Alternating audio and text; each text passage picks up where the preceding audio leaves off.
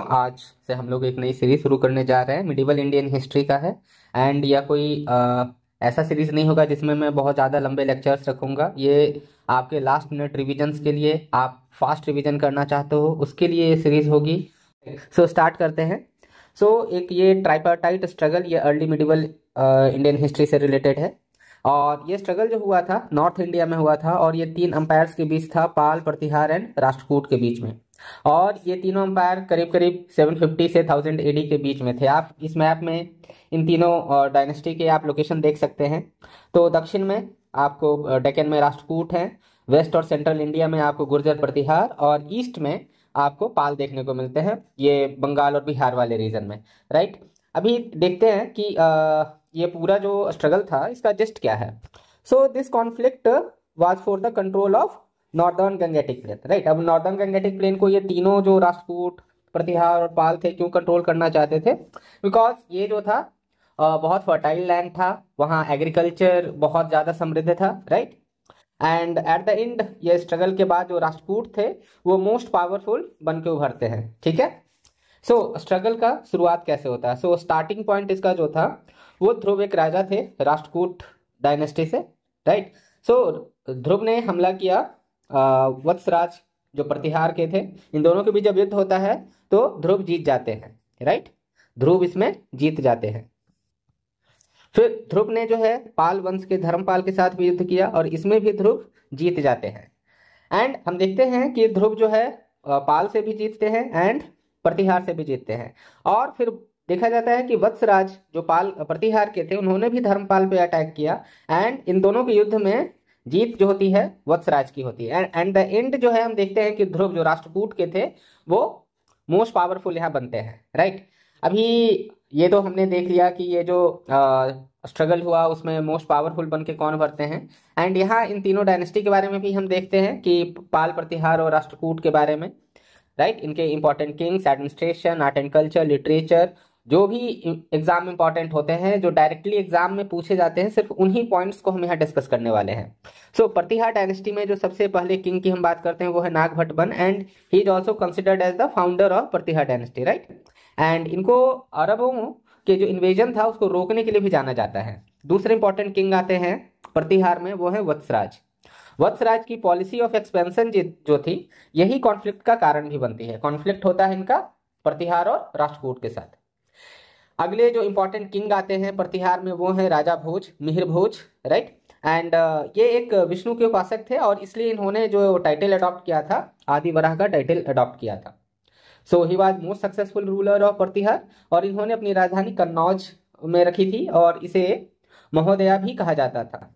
बराह copper plate inscription में हमें भोज राजा के बारे में जिक्र मिलता है। एंड अरब के दो मर्चेंट थे, अल मसूदी और सुलेमान। अल मसूदी ने राजा भोज को किंग बोरा के नाम से संबोधित किया था, एंड सुलेमान ने भोज को किंग जुजर के नाम से संबोधित किया है। अब हम देखते हैं प्रतिहार के एडमिनिस्ट्रेशन के बारे में। राइट, किंग जो था वो हाईएस्ट पोजीशन हुआ करता था। कुछ ऑफिसर्स हैं उनके नाम देख लेते हैं। कोट्टपाल किन को कहते थे? He was the highest officer of fort, किले के जो हाईएस्ट ऑफिसर थे। बल्धीकृत, बल्धीकृत कौन होते थे? He was the chief of army. Right, वैनहारिना, वैनहारिना जो थे ये लीगल एक्सपर्ट हुआ करते थे। अब स्टेट का डिवीजन कैसे था वो देखिए। स्टेट जो था, अंपायर जो था वो भुक्ति में बटा हुआ था, प्रोविंसेस में।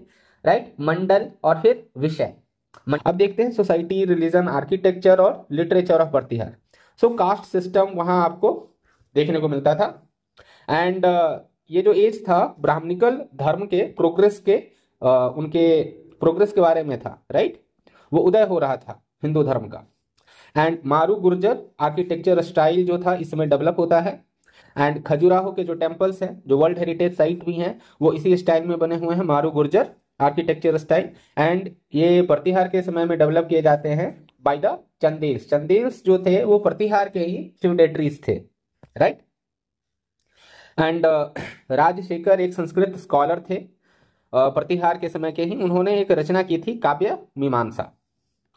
ये था टोटल प्रतिहार के बारे में। अभी पाल के बारे में देखते हैं। पाल कौन थे? Pala was from the region of Bengal and Bihar. Right, and Pala वंश की स्थापना गोपाल करते हैं 8वीं शताब्दी में। एंड मोस्ट ऑफ द जो पाल किंग थे वो बुद्धिज्म के फॉलोअर हुआ करते थे, एंड मोस्टली महायान और तांत्रिक school of Buddhism, right. Gopal के बारे में देखते हैं। खलीमपुर कॉपर प्लेट इंस्क्रिप्शन में इनका जिक्र मिलता है, एंड इस कॉपर प्लेट इंस्क्रिप्शन को धर्मपाल ने ही बनवाया था, और इसमें उन्होंने जिक्र किया था कि गोपाल जो है इस पाल वंश के संस्थापक हैं। गोपाल ने ओदांतापुरी मोनास्ट्री की भी स्थापना की थी, एंड ये ओदांतापुरी कहाँ है?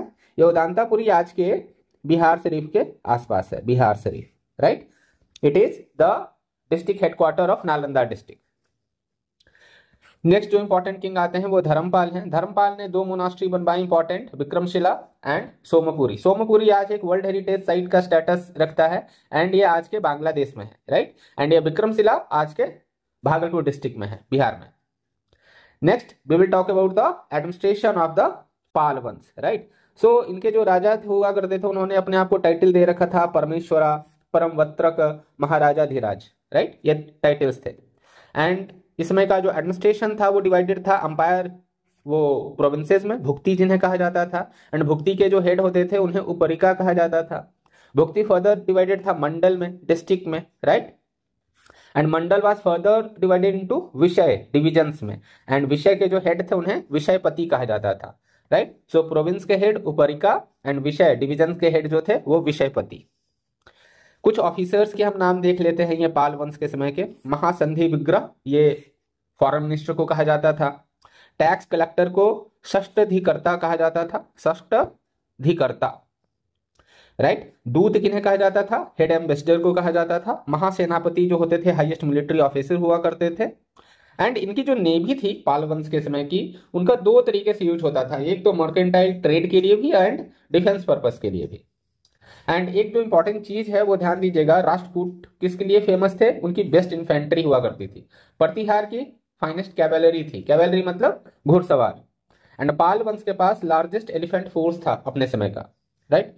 And now art and culture के बारे में देखते हैं पाल वंश के समय का। तो इन्होंने एक नया style of Sanskrit literature develop किया जिसे गौड़ रीति कहा जाता था, और इस समय हमें बंगाली कल्चर के इवोल्यूशन को भी देखने को मिलता है। एंड इन्होंने नालंदा यूनिवर्सिटी को पैट्रोनाइज किया। इसकी स्थापना तो गुप्त वंश के समय हुई थी, लेकिन पैट्रोनाइज जो है पाल वंश के राजा भी करते हैं इसे। एंड अदर यूनिवर्सिटीज की स्थापना हमने यहाँ देखी ली थी, जैसे गोपाल ने ओदांतापुरी मोनास्ट्री की स्थापना की, धर्मपाल ने विक्रमशिला और सोमापुरी की स्थापना की, राइट। एंड इस समय के जो स्कल्पचर थे वो टेराकोटा और ब्लैक स्टोन से बने हुए थे। कुछ इंपॉर्टेंट बुक्स जो पाल वंश के समय लिखे गए वो थे न्याय कुंडली, राइट। न्याय कुंडली को लिखा था श्रीधर भट्ट ने, एंड अगम शास्त्र को लिखा था गौड़पाद ने, गौड़पाद, राइट। एंड इस समय की जो पेंटिंग्स हुआ करती थी उनपे हमें वज्रायन बुद्धिज्म का इन्फ्लुएंस देखने को मिलता है। एंड तो हमने प्रतिहार देख लिया, पाल देख लिया, सारे इंपॉर्टेंट जो भी आपके एग्जाम्स में आने वाले हैं, everything is covered here, right. And अब हम देखते हैं राष्ट्रकूटों के बारे में। राष्ट्रकूट जो थे कन्नड़ स्पीकिंग पीपल थे, कन्नड़ भाषा बोला करते थे, एंड ये चालुक्य के फ्यूडेटरीज थे, राइट। इन्होंने अपने कैपिटल को मारणखेड़ या मलखेड़ में रखा था। एंड इनके एक इंपॉर्टेंट किंग के बारे में जब हम देखते हैं तो दंती दुर्ग का नाम आता है। दंती दुर्ग को राष्ट्रकूट वंश का फाउंडर भी माना जाता है, एंड इन्होंने राष्ट्रकूट वंश की स्थापना हिरण्यगर्भ रिचुअल्स के बाद की थी। हिरण्यगर्भ रिचुअल्स को परफॉर्म किया और उसके बाद ही राष्ट्रकूट वंश की ये स्थापना करते हैं।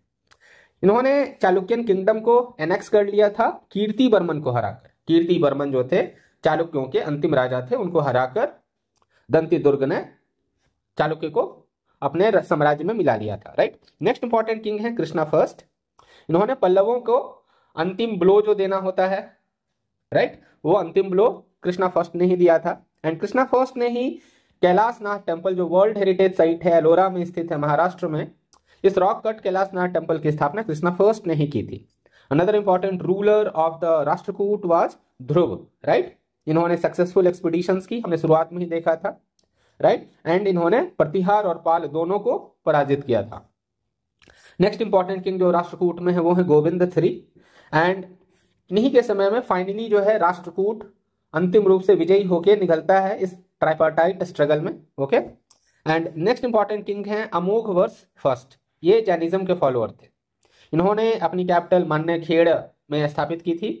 एंड जो कुछ इंपॉर्टेंट बुक्स इनके समय में लिखी गई, राइट, वो है कवि राजमार्ग। ये कन्नड़ वर्ग है, कन्नड़ भाषा में लिखी गई किताब है कवि राजमार्ग। और संस्कृत में लिखी गई कुछ किताबें हैं प्रश्नोत्तर एंड रत्नमलिका, प्रश्नोत्तर एंड रत्नमलिका। एंड अमोघ वर्ष फर्स्ट को अशोका ऑफ द साउथ भी कहते हैं। अशोका ऑफ द साउथ क्यों कहते हैं? इनके नेचर के कारण, ये पीस लविंग थे, राइट, ये जीव हत्या और ये सब जो अशोक के फिलॉसफी थे उन फिलॉसफीज पे ये चलने वाले थे, इसलिए इनको अशोका ऑफ द साउथ भी कहा जाता था। इनके समय के एडमिनिस्ट्रेशन को जब हम देखते हैं तो सेंट्रलाइज एडमिनिस्ट्रेशन था, राइट, राष्ट्रकूटों में सेंट्रलाइज एडमिनिस्ट्रेशन था। एंड जो पोजीशंस ऑफ मिनिस्टर हुआ करते थे इस समय वो हेरिडेटरी था, वंशानुगत था। एंड साम्राज्य जो था उसको डिवीजन को देखते हैं तो अंपायर राष्ट्र में बटा था, राइट, एंड राष्ट्र मतलब प्रोविंसेस, एंड फर्दर प्रोविंसेस को विषय में बांटा गया एंड विषयज आर डिवाइडेड इनटू भुक्ति, राइट। तो अंपायर में जो हेड थे वो किंग, राष्ट्र के हेड राष्ट्रपति, एंड जो फर्दर विषय के हेड हो गए विषयपति, एंड भुक्ति के जो हेड है वो भोगपति थे। इसमें की जो सोसाइटी थी उसमें वैष्णविज्म और शैविज्म, शैव और वैष्णव दोनों फ्लोरिश हो रहे थे। ओके, ऐसा नहीं है कि ये बाकी धर्मों के अगेंस्ट थे। हाँ, जैनिज्म भी इस समय पेट्रोनेज इन्होंने दिया था, राष्ट्रकूट शासकों ने जैनिज्म को भी पेट्रोनेज दिया था। हेरिडिटरी रेवेन्यू ऑफिसर जो हुआ करते थे उनको हम लोग गवुंडा कहते थे, या अदर कैटेगरी ऑफ ऑफिसर्स देश ग्रामुक्त, देश ग्रामुक्त, ये दोनों जो थे गामुंडा एंड देश ग्रामुक्त हेरिडिटरी रेवेन्यू ऑफिसर्स थे। ओके, आर्ट एंड कल्चर की जब बात करें तो जैसा हमने बात किया ये संस्कृत को पैट्रोनाइज किए। एंड इनके समय में जो कुछ इंपॉर्टेंट बुक्स लिखे गए उन्हें देखिए। त्रिविकर्मा ने नाल चंपू नामक किताब लिखी, हल युद्ध ने कवि रहस्य नाम से किताब लिखी, एंड पंपा ने विक्रमसेन विजय नाम से किताब लिखी। एक इंपॉर्टेंट ग्रेट मैथमेटिशियन इस काल में होते हैं, उनका नाम था वीराचार्य। ये राष्ट्रकूटों के समय के ही एक ग्रेट मैथमेटिशियन थे। और ये जो आप टेम्पल आर्किटेक्चर आप देख रहे हैं ये है एलोरा, एलोरा का कैलाशनाथ टेम्पल। मोनोलिथिक स्ट्रक्चर है ये पूरा का पूरा जो आप स्ट्रक्चर देख रहे हैं ये मोनोलिथिक है, एक सिंगल रॉक से इसे बनाया गया है। फर्दर डिटेल्स देख लेते हैं कैलाश टेम्पल का। तो ये एलोरा महाराष्ट्र में है, राइट, ये यूनेस्को वर्ल्ड हेरिटेज साइट है, मोनोलिथिक है, एंड ये द्रविडियन स्टाइल में बना हुआ है। एंड ये एक 25 फीट के ऊंचे प्लिंथ पे ये पूरा टेम्पल सिचुएटेड है। एंड इसके शिखर 3 टायर्ड है जो कि ममल्लापुरम के रथों से मेल खाते हैं। एंड भगवान शिव यहाँ के चीफ डाइटी हैं। एंड इस मंदिर का निर्माण कार्य जो है आप देखेंगे, इस मंदिर को कार्व किया गया है फ्रॉम टॉप टू बॉटम, ऊपर से नीचे की तरफ इसे कार्व किया गया है। अनदर इंपॉर्टेंट आर्किटेक्चर जो हम देखते हैं इस समय का वो है एलिफेंटा केव्स। एलिफेंटा केव्स भी यूनेस्को के वर्ल्ड हेरिटेज साइट लिस्ट में 1987 में इंक्लूड किया गया था। एंड ओरिजिनली एलिफेंटा को सिरीपुरी के नाम से जाना जाता था, ये एलिफेंटा नाम इसे पुर्तगीज ने दिया था। एंड हम देखते हैं कि एलोरा के साथ काफी सिमिलैरिटी है इस एलिफेंटा की गुफाओं की। एंड कई बार तो ऐसा भी माना जाता है कि सेम पर्सन्स जो थे वो कैलाशनाथ टेम्पल और एलिफेंटा केव्स इन दोनों के सेम ही क्राफ्ट्समैन थे। एंड मोस्ट इंपोजिंग फिगर जो एलिफेंटा केव्स में हमें देखने को मिलता है वो है त्रिमुखी। 3 एस्पेक्ट्स ऑफ शिवा को इसमें दर्शाया गया है, जैसा कि इस फिगर में आप देख सकते हैं ये है त्रिमुखी, राइट, दिस इज त्रिमुखी। 3 aspects of Shiva are represented here. Shiva के कुछ अन्य स्वरूप जो इस एलिफेंटा केव में दिखाए गए हैं वो है नटराज, गंगाधर, अर्धनारीश्वर एंड सोमस्कंद। ओके, सो ये जो है ये देख सकते हैं आप, ये है एलिफेंटा की गुफाएं। Okay, and some miscellaneous other points are also there, so just go through it. So पहले elected king of Pala dynasty की जब हम बात करें in the Kamarupa region, Kamarupa region Assam के क्षेत्र को कहते हैं, तो आंसर होगा ब्रह्मपाल। ब्रह्मपाल पहले इलेक्टेड किंग थे पाल डायनेस्टी के in the Kamarupa region. Kaivarta rebellion को सप्रेस करने वाले कौन थे? पाल रूलर ही थे, कैवर्त रेवेलियन को।